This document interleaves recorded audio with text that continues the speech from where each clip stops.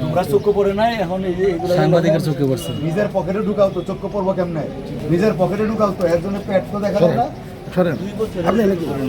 এগুলো আগের, এগুলো না থাকলে তো ভালো। এই যে ডায়লগ এখন তো ও হ্যাঁ তার আগে ডায়লগ প্রথমে না, তার মানে এটা তো আগে এখন করেন, দেখে দেখে করেন। তার মানে আপনিও দেখেন নাই নাকি?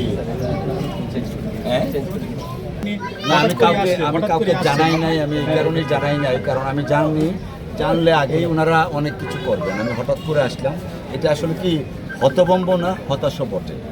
আর আমি মনে করি যারা এই সমস্ত বিষয়গুলো ইগনোর করছেন তাদের যথাযথ ব্যবস্থা নেওয়া উচিত, এবং এইটা শুধুমাত্র এই ব্যবস্থা না, আইনগত ব্যবস্থাও নেওয়া উচিত।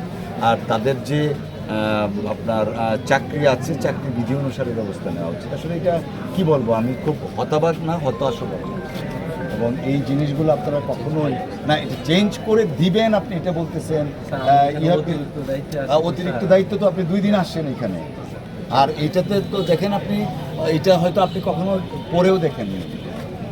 তাছাড়া আপনার দলিল লেখক, মানে সর্বস্তরের একটা দুর্নীতি, যেটা হয় নাকি?